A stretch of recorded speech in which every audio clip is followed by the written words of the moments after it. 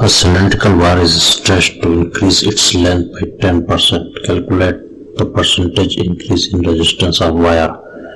Here it is clear that the length is increasing and cylinder we have to stretch double of its original length. From figure it is clear that if we fixed cylinder, this is a situation before stretching, this is after stretching.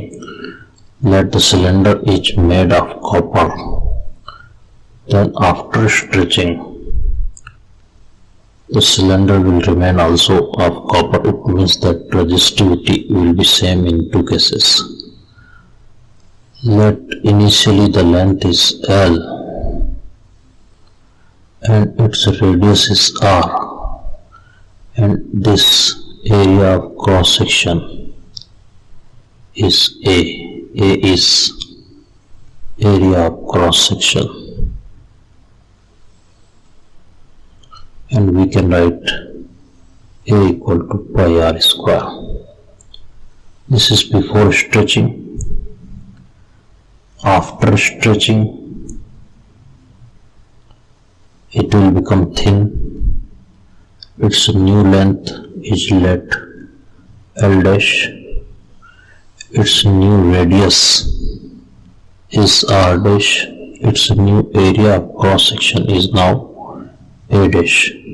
Initially its resistance was let R, then finally its resistance will be different.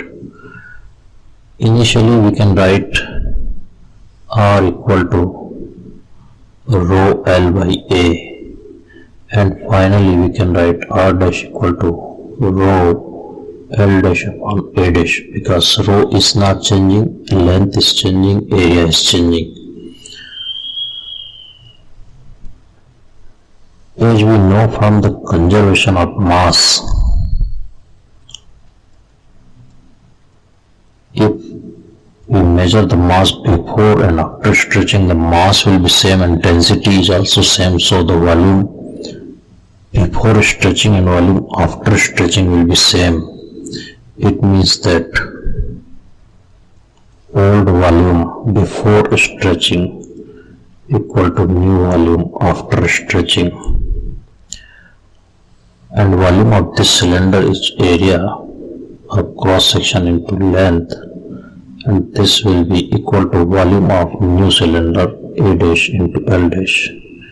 From here we can write L dash upon L equal to A upon A dash. This is conversion of length into area.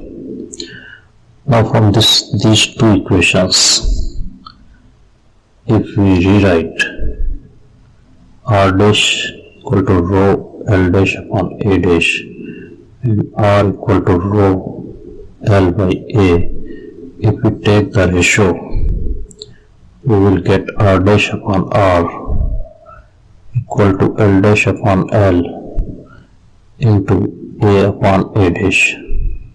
So this is important relation. Now in this relation we can put the value of length. So we will get R dash upon R equal to L dash upon L into A upon, instead of A upon A dash we can write L dash upon L. So this will result H L dash upon L whole square. Let if new length is n times old length, then new resistance will be L dash is n square, L is cancelled by L, n square time old resistance. But particularly in this question, it is given that new length is 10% more than original length. It is so, then L dash is L plus 10% of L, that is L by 10, and this becomes 11L by 10. If we put in the relation R dash by R here, this relation L dash is 11L by 100 and in denominator there is L is cancelled by L. We will get 11 by 10 square, which is equal to 121 by 100. Our aim is to find out the percentage change in resistance, because we know that change in resistance is final resistance minus initial resistance, and fractional change means change on 1. This is change on R. Change on 1 is R dash upon R dash minus R. Change upon R means change on 1. So the percentage change in resistance will be R dash minus R, change on 1 into 100%. If we subtract 1 from both sides of this equation, we will get R dash minus R upon R.